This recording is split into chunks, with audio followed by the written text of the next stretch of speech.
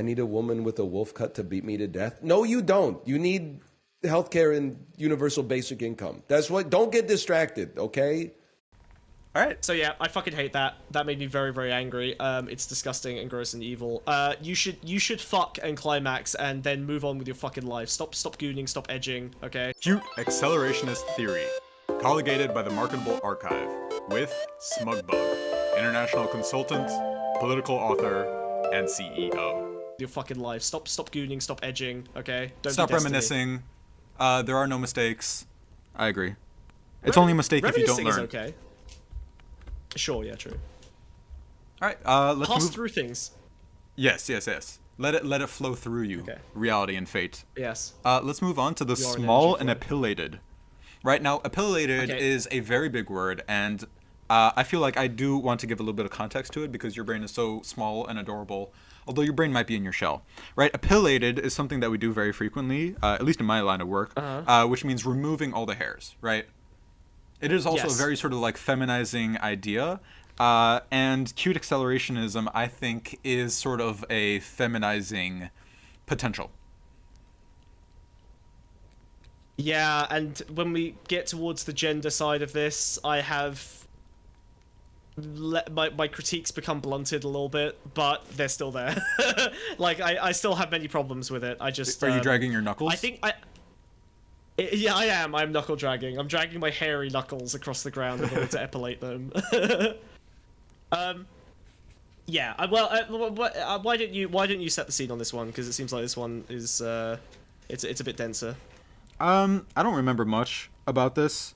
So I'm gonna. I'm gonna have to give myself.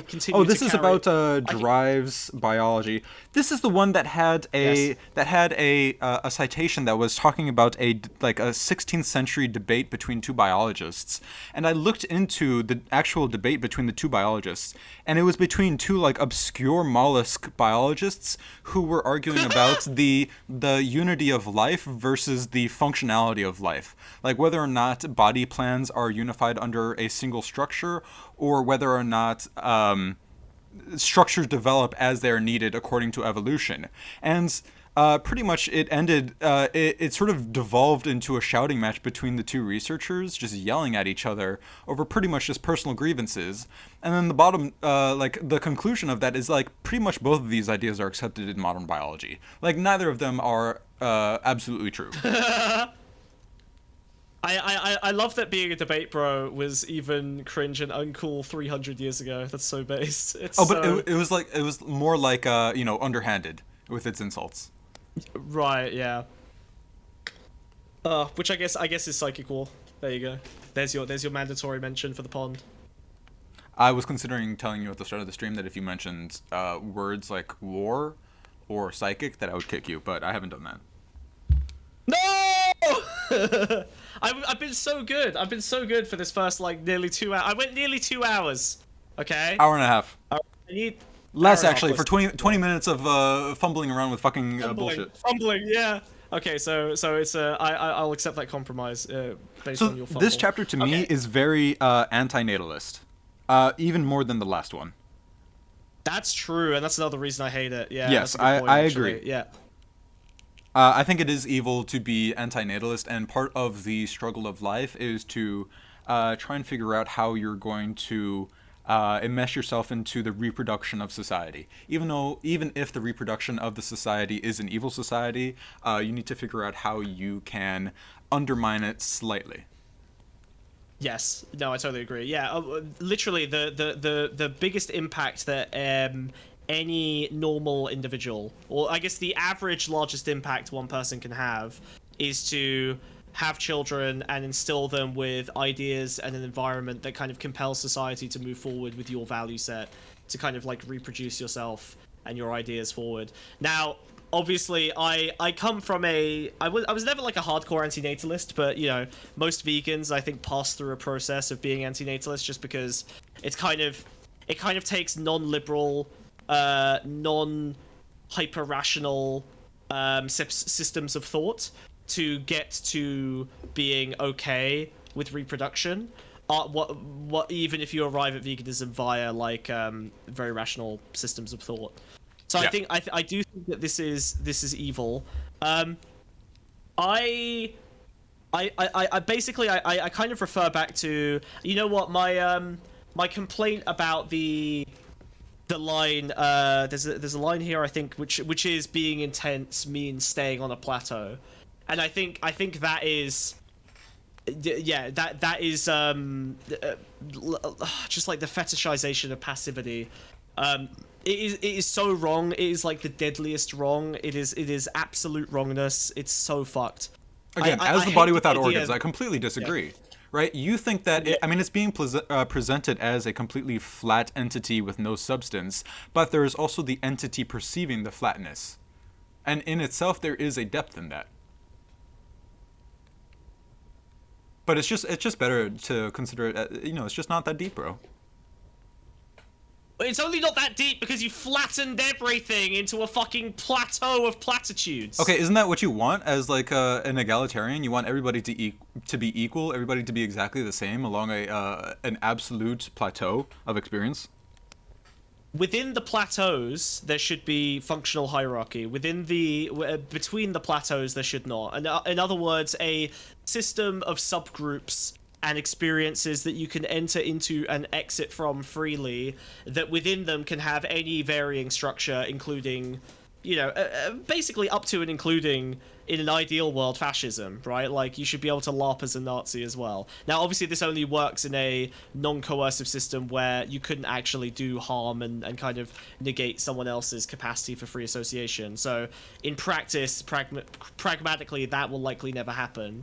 But in the theoretical ideal social universe. Well, actually, no, we do this. You can. I play a fascist in fucking Dungeons and Dragons sometimes. That's how you do that. You can fucking media is a way for you to represent and game. Yeah, you get to LARP as a fucking Civil War reenactor if you want to play as a fucking fascist. So you literally get to be a Nazi in this. Like, the utopian end state is 1,000 plateaus of games within which hierarchies are acceptable, and any complex social system of your design is perfectly fine. That's the ideal. But the problem with cuteness and cute accelerationism is that it literally demands a form of social relation and a form of object relation that predefines what is acceptable and able to exist within these plateaus. Like, this is dismissive and passive. It is anti-activity, anti-end state, anti-climax. So they say, often described as an overwhelming or paradoxical confusion of two highly invested vanishing points of desire, caretaking and aggression. Cute has been narrated as the weird tale of flip-flop phenomenon, combining the best and worst of human animal, or occasioning their dialectical transformation.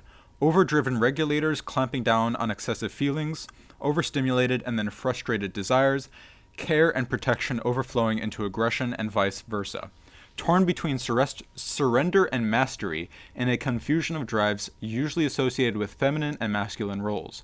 Cute may have given cultural permission for women to become overcome by aggressive desire, female rage, and for men to be disarmed by caretaking feelings, cucks and bottoms, right? Protectiveness. But only as a prelude to the crossing of the streams, activating a monstrous line of flight which we owe as much to loving molestation as to aggressive protection. Does the angle between two drives have a happy ending? That question, I think, is very interesting because it's a double entendre, right? Because the previous chapter was like, having a happy ending is sort of penetration, which cuteness can never completely accept. But the happy ending is a idea that is exclusively within fantasy. In real life, there is no happy ending. There's only the next moment. That is true. That's true in like a realist, modernist, rational sense. But human experience and human society is constructed on useful delusions, right? Like, fundamentally, we're mortal creatures, and yet we create entire structures of meaning and thought in order to participate in existence without immediately killing ourselves. So, a delusion is a fundamental and critical construct that is needed for any sapient creature that isn't infinite.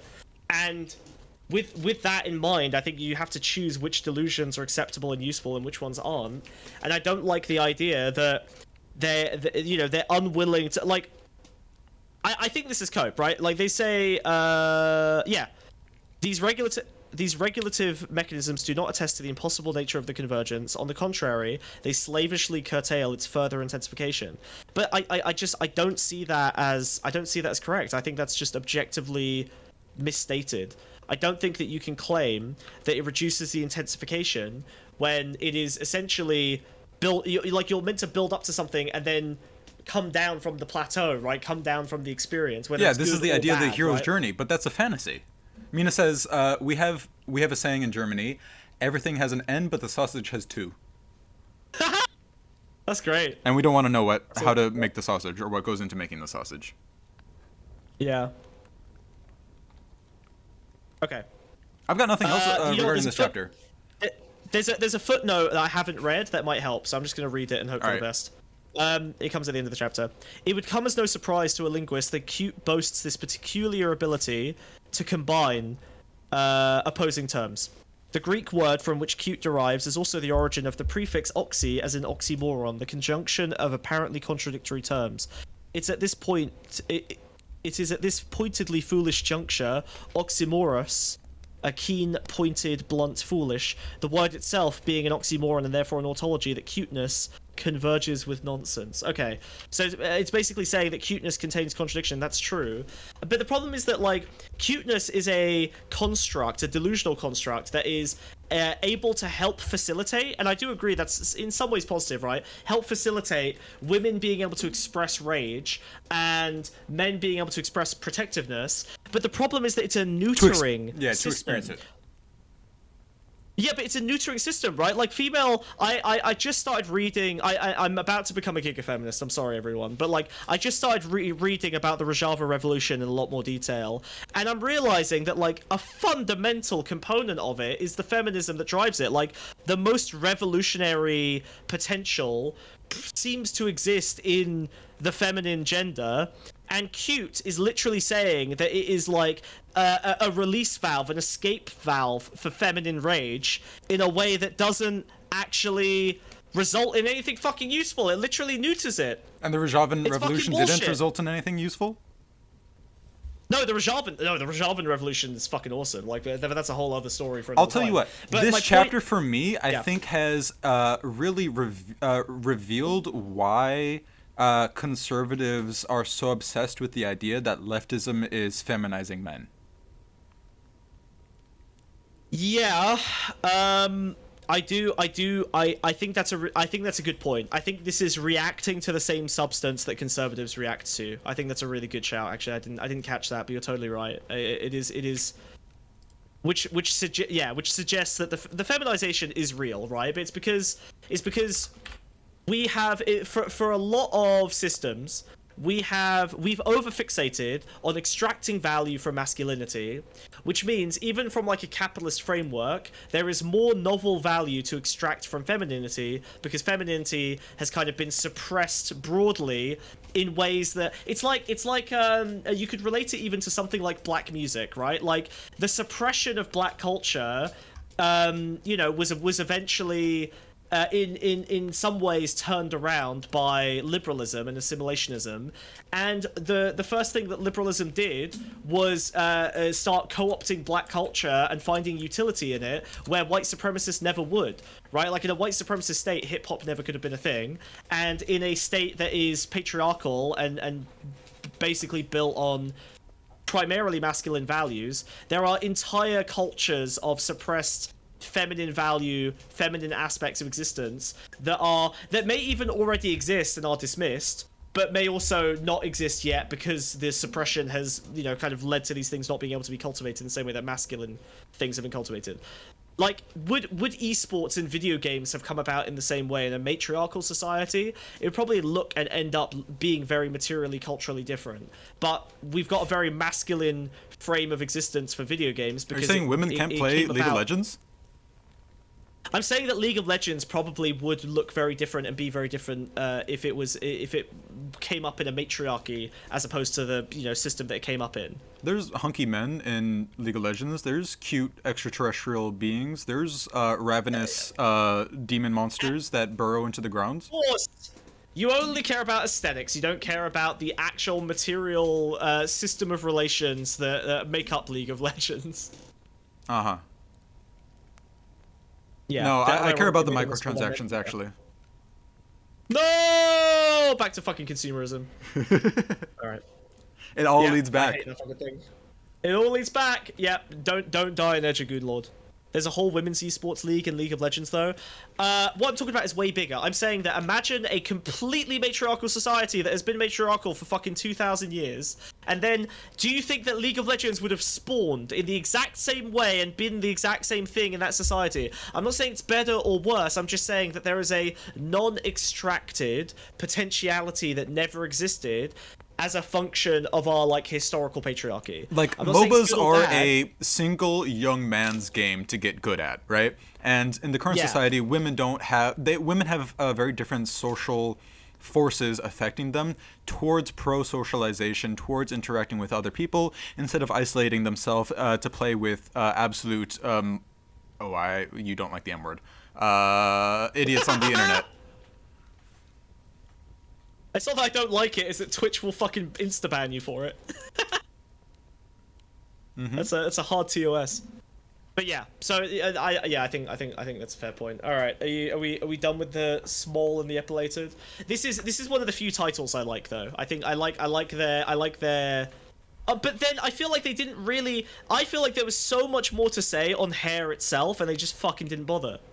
Like, you're gonna evoke epilation, and then you're not even gonna fucking talk about, like, hair is, like, such a specific and valuable...